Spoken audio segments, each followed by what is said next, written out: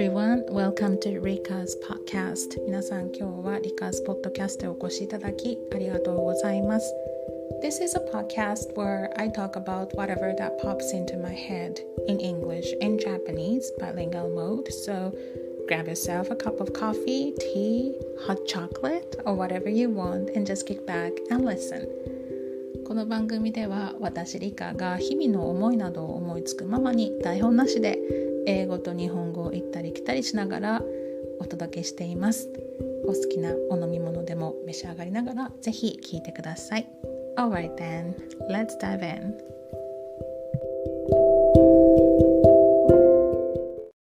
Hello. It's 3 o'clock in the afternoon on Monday, October 31st. 10月31日月曜日午後3時を回ったところです。Happy Halloween, everyone. ハロウィーンですね。Are you doing anything fun? 何か楽しい計画、予定ありますでしょうか？ I don't really have anything happening today. 特に私はないんですけれども、but I am thinking about doing something or maybe talk about Halloween in my lesson tonight. 今日の夜はね、レッスンがあるので、なんかある帽子か何かをかぶっていって、ハロウィンのお菓子をちょっと配ろうかなと思っています。Yeah, I used to have all kinds of parties every year, like Halloween, Christmas party, and all the things like that in the past, or pre-pandemic, I should say. いやコロナの前とかはハロウィン、やれハロウィンだ、やれクリスマスだ、やれ新年会だなんてね、集まりをちょこちょこやって生徒さんたちとクレイジーな夜を過ごしてたんですけれども、Yeah, the past few years, we haven't been able to do that. なかなかね、そういう状況ではなかったので、I could have done some kind of Halloween party this year, but I was just too busy. 今年ねすればよかったんですけれどもちょっとねタイミングが合わずにあっという間にハロウィンになっちゃったっていう感じで本当にね昔はねクレイジーなことやってましたよI think my students did so well on the costume コスチュームね割とガチで皆さんされていたのでカラオケルームを大部屋貸し切ってSo we did lots of different games together. なんかトイレットペーパー巻きゲームとか言ってミイラを作ったりとか、なんかパイの実にわさびを入れてそれをロシアンルーレットみたいな感じでやったりとか、Yeah, and the costume contest. Yeah, it was a lot of fun and it was really crazy and,Yeah, it was very good. I should do that maybe next year. でも mostly now that most of my students are online, that I see them only on the screen and then it will be very difficult to have them come over here because they live quite far away. まあありがたいことに今オンラインの生徒さんたちが多いのでね皆さんで会って対面でパーティーというのはなかなか難しいかなと思いまして So maybe that is my excuse for not having a party this year ということで今年はパーティーというパーティーしなかったんですけれども、But I talked on space the other day. Was that a night before? おとといだったかなスペースをまた久しぶりにツイッターで開きましてAnd because the Halloween was coming up, so I was talking about some scary stories. 怖い話について話してました。It was very nice to see a lot of people listening to me or other speakers that were there. 割とね、怖い話を持ってきていただいた方がいらっしゃって、まあ怖いんですけど笑える話とか、怖いけどちょっとほっこりする話とか、そういうのが多かったですね。I really enjoyed listening to all these stories that the people brought. 面白かったですよ。So we talked for about 2 hours. 2時間ぐらいお話ししてましたね。なので、if you're interested, I actually recorded this space. このスペース2時間ぐらいを録音したので、so you can head over to my account on Twitter, which is English Cafe 225, and then you will be able to find the recording of this space. そこにスペース録音したものがあるので、そこで聞いていただけたらいいかなと思います。皆さんのお話がね、本当面白くて、なんかゾワゾワしながらも笑わせていただきました。で、やっぱりスペースはするたびに終わった後に、楽しかったってなるんですよね。I know that I don't talk on space that often, but every time when I finish talking on space, I feel like, oh, that was so much fun and I should do it again. いつもなんかまたやりたいなってすぐ思ったりとかするんですけど、だいたい私のスペースは酔ってるのでまったり飲みながら話しましょうって感じだったんですが、昨日の夜 it was Tuesday night no it was Sunday night I'm sorry 昨日の夜は、真面目にスペースをしました。英検ウィークですよね。二次試験がもうすぐだったり今月ある方いらっしゃると思うので、英検2級の面接のコツについてお話しさせていただきました。So I know that some people are actually taking the ACAN or English test. 多分 this weekend they might have the interview part of the test or sometime this month なので、ちょっと真面目なね、so I actually talked something really seriously.with no alcohol アルコール抜きでそのね真面目な勉強系のスペースをして、でそれでI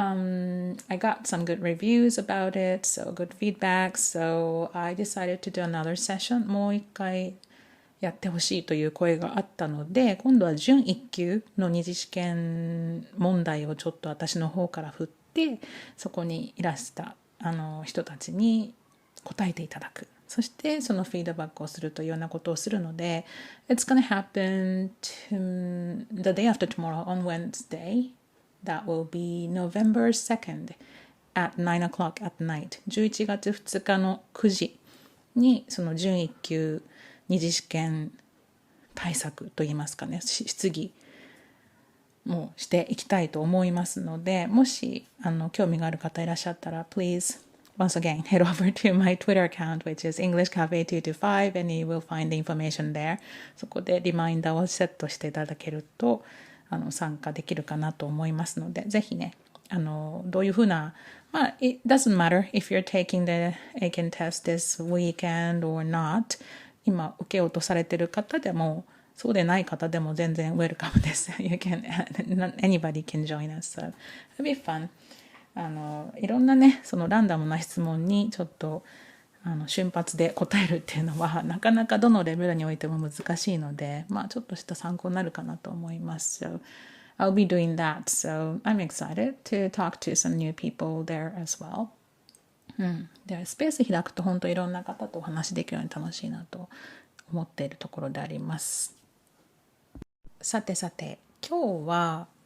ちょっと生徒さんに聞いたお話が面白かったので、その話をしようかなと思います。So I wanted to share a story that my student told me last week. So my student told me that he went to eat エビ天丼 with his wife at this restaurant in town.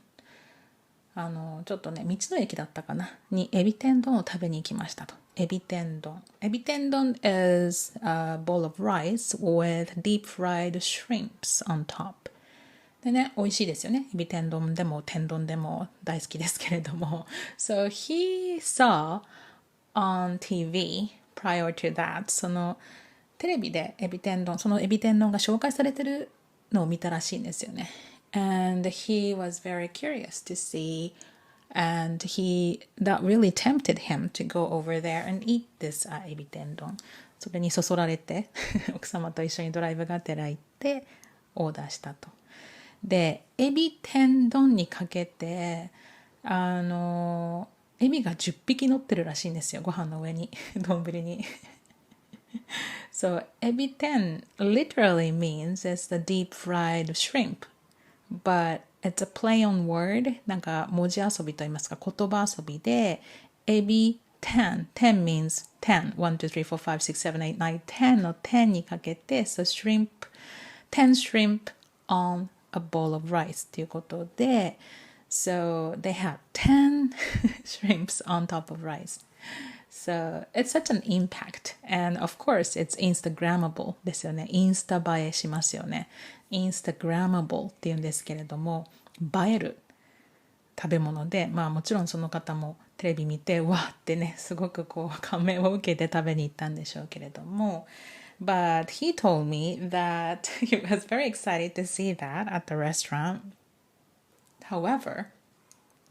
when he ate three or four shrimps, he had enough. もうなんか4本ぐらいでもういいってなったらしいですよ。There were just too many shrimps on it. And it's deep fried shrimp, so it is oily.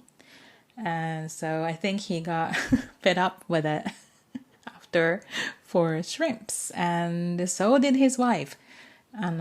奥様の方も同じように4本ぐらいでもう無理ってなったらしくって。So what did they do? They asked for a box or bag so that they could take them home. お持ち帰り用のね、袋をいただいて、その残りの12本だったかな ?12 shrimps left. So they actually brought back the rest of the shrimps home. 持ち帰ったらしいんですけれども、まあね、まだもうエビ天で、もう胃がなんかちょっとね、気持ち悪くなってるわけですよね。He got kind of sick after eating the shrimp.So he didn't really wanna eat them anymore for dinner. もう夕食も食べれないぐらいにちょっと油ギトギトだし食べたくないなって思ったらしいんですけれども、But of course he didn't wanna waste these shrimps. でもそれを無駄にするわけにはね、いけないじゃないですか。もったいないので。So what he did was that he actually peeled off the coating of the tempura.soggy coating ですよね。もう油ギトギトの衣を剥がしてエビだけを食べたらしいんですけれども But still he was not feeling so good because of all the oily tempura that he had eaten. So he could not really enjoy it either. ね、それでもちょっと気持ちがまだ悪かったのであんまり楽しめなかったと。That's too bad. I feel sorry for them. 奥様も同じような感じだったらしいんですけれども、I actually told him that you should have ordered one エビ天丼 and another bowl of 海鮮丼とか and then you could have shared with your wife ね。二人一緒にエビ天丼を頼むんじゃなくて一つは海鮮丼にしておくとかして so that way ねシェアできるじゃないですか、だけどそうやって言ったら生徒さんが Oh it's too late now ってねもうそう言われてたって遅すぎるよって言われてちょっと笑ったんですけどそうなんかエビ天丼ってねやっぱりテレビとかで見て美味しそうに食べてると食べたくなるのはわかるんですけど10尾のエビ天はかなりきますよねおそらく、最近ね思うのが I think the restaurants and cafes focus too much on how it looks 最近はやっぱりインスタだったりとかでインスタ映えするものの方がお客さんに受けることが多いのでその飲食店さんたちっていうのはどうなんだろう見た目にすごくフォーカス当ててる気がしてちょっと残念だなとそこじゃない気がするんですよね。Maybe this is just me feeling that because oftentimes I see all these people taking pictures and then I have to admit that I'm one of them. 私も撮りますけどでも見た目がいいから食べるんじゃなくって美味しいから食べる風にしたいなと思ってこういうのもね本当に難しいですよねいやそういうインパクトがあると When was it? About a week ago So last week I was in 八女市にいたんですけど And then they had like a マルシェなんか market、at one of the parks なんか公園でマルシェをやっていて There were a lot of different、stalls food stalls selling different kinds of sweets or drinks and things like that. So I was kind of browsing around. で、なんかそこのマルシェをこうちょっとうろうろしてみたんですけど、もう本当にね、見るもの可愛いもの、食べ物とか飲み物が everything looked so cute.They didn't look necessarily delicious. なんか美味しいというよりは、キュートな食べ物とか、カラフルな食べ物がすごい多くてびっくりしたんですよね。で、よく考えると、そっか、インスタ映えを狙ってるのかというね。そういうマルシェとかだと特にその年代のね、女子とかが多いので、やっぱそこで写真撮ってインスタに上げることで、of course that would be a great advertisement for the cafes and, the owners of the restaurant. やっぱそれは宣伝効果ってね、すごく大きいので、確かにそこをね、頑張るっていうのもわかるけど、どうなんだろう。ちょっとなんかもう一回考え直してほしいなとか思って。I really hope that they will reconsider about that. I know that this is a great advertisement, but I'm sure that the people might be disappointed after taking a picture. Okay, taking a picture, very happy, and uploading on Twitter or Instagram or other social media platform, that's fine. But when you take a bite into it, それで一口食べたときに、美味しいってやっぱり感じるものの方が絶対私は嬉しいし、そこで、という味だったら、すごい残念な気持ちになる。ねえ、だから見た目も大事ですけどっていう感じで、don't judge a book by its cover って言いますよね。見た目で人を判断しちゃダメだっていうので、私は見た目で食べ物を判断しない方がいいんじゃないかっていうふうにね、最近思うわけです。ちょっとここで疑問に思ったことが、さっき私エビ天を1本って数えてて、1尾なのかなとかって言った気がするんですけれども、the counter for エビ天 or エビ or shrimp or prawn or whatever なんだろうと思ってちょっと今チェックしてみたんですよね。そしたら結構衝撃的な事実が分かったんですけど生のエビは1尾2尾って数えるらしいんですけれども、エビがフライにされることによって1尾から1本になるらしいということ、皆さんご存知でしたか？ Wow, you learned something new every day. まだまだ知らないことが世の中にはあるなというふうに今感じております。I know that counters are very difficult for people who are learning Japanese. 日本語をね、学ぶ人にとってこの数え方、counters っていうのは本当に難しいらしくて、日本人にとっても私たちもね、果たして正確に使えてるのかなというと、今私が間違えたような感じで使えていないこともあるんですよね。So, how to count is very, very difficult. だから難しいな。日本語難しいですよ。I might have mentioned this story a while back. 前に話したかもしれないんですけれども、One of my friends, she was a Canadian and she was studying Japanese and she was doing the numbers. 数え方をね、勉強していた方がいて、She asked me for advice on how to memorize all these counters. 一冊二冊、一匹二匹、一本二本、一足二足とかね、もう本当にこの countless counters in Japanese 数え方がいろいろ存在するから本当に大変って言ってるんですよね。So I told her to just stick with the basic. 本当にとりあえず今のところまだビギナーレベルだったので、1個2個で十分伝わるよと。だいたい1個2個で済まされるわけじゃないですか、ほとんどのものって。例えば、もしリンゴ1個2個、それは正しいんですけれども、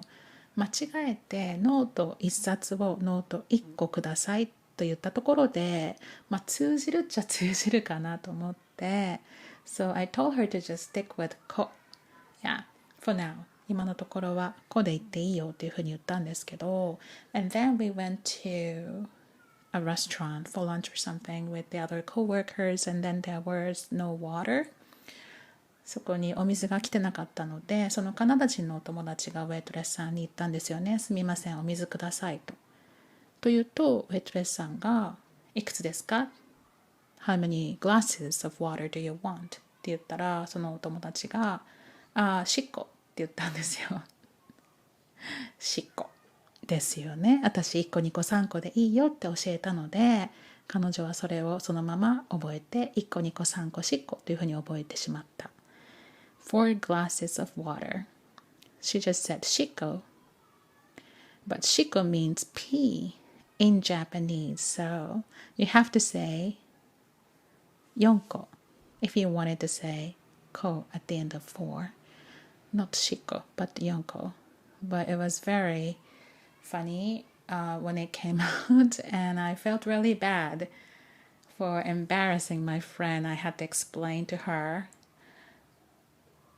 なかなか難しい。でもそういう風に、ね、なってしまうんですよ。数って難しいので、1、2、3、4、5、6、7、8、9、10って数えていくじゃないですか。でも10から数えると、10、9、8、7、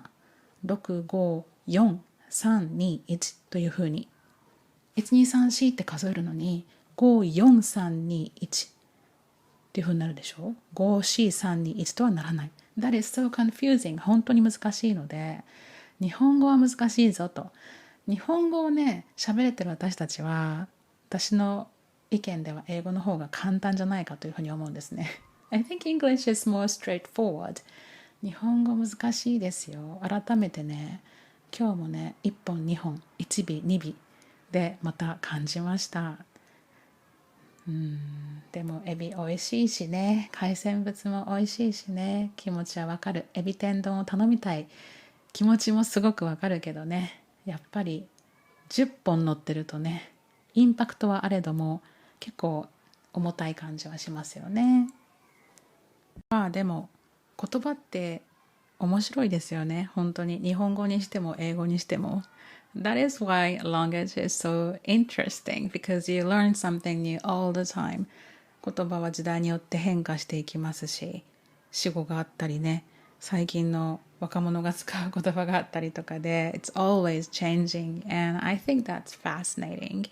You could always learn something. ね、学び続けていくのはすごい楽しいなというふうに思いますね。この前もなんか YouTube 見てたら Two foreigners living in Japan were talking about temples and shrines. なんかお寺とか神社の話をしていて、その時にあそこはお寺だったのかな、神社だったのかなって言ってて、And then they said it was templeって言ったんですよね。shrine と temple をかけて temple になってたと思うんですけど、そういう言葉をね、なんか使って遊ぶ、さっきのエビ天丼みたいな感じでやっていくのって楽しいなって思っちゃいましたよ。日本語もね、できなくはないけど、英語の方がそういう言葉遊びって割と多い気がしますよね。で、もう一つ思い出したことがあって、The other day I was talking to my friend Evan about Japanese sushi、 ちらし寿司に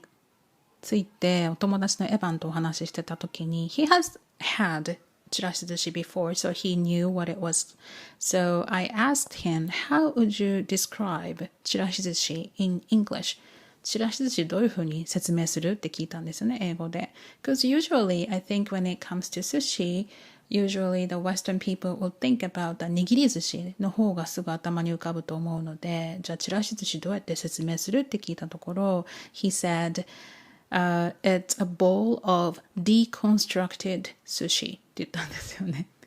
deconstructed sushi ってすごい面白いなと思って、construct っていうと建設するじゃないですか。で、deconstruct なので解体されたお寿司っていうふうに彼は表現したんですね。I thought it was very funny and it's not wrong. 全然間違ってないし、確かに解体された寿司だなっていうふうに妙に納得してしまったわけなんですけど、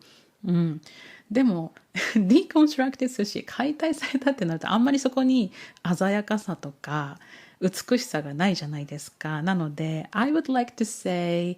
beautifully deconstructed 寿司みたいな、美しく解体されたお寿司とかってね、そういうふうに言いたいなとちょっと思ったんですけど、deconstructed 寿司はねちょっと笑っちゃいましたなのでね、そういうふうにこう説明をする時とかっていうのもいろいろな説明の仕方があるな。でもちらし寿司って散らしてるからですよね。散らばってるからちらし寿司でしょ、おそらく。ちょっとあんまり自信ないんですけど、それかバラ寿司とも言いますよね、別名。ちらし寿司とかバラ寿司とか。バラはバラバラから来てますよね、多分。おそらく scattered って感じですよね。なのでなんか一つの言葉をそうやって取ってもいろいろな表現の仕方とか、その奥にねなんかそのちらし寿司だったりバラ寿司だったりっていうそこら辺まで見えてきて面白いなというふうに感じていますならね、今からもね言葉についていろいろ学んでいきたいなというふうに感じました。はい、ということで今日はこれぐらいにしておかないといけないですね because I have to head over to、the classroom tonight. もうすぐレッスンの準備をしなきゃいけないのでこれぐらいにしておきますが Please follow me on social media platforms、on Instagram I'm at、raindrop302 がインスタで on Twitter English Cafe 225 and we also have a YouTube channel called Rika's English channel だったかな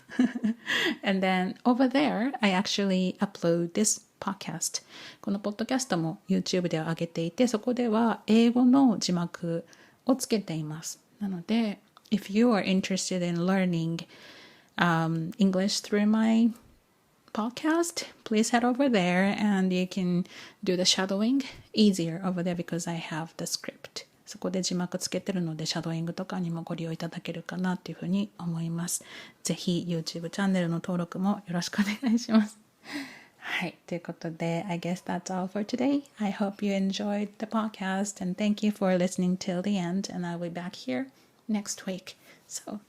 bye for now.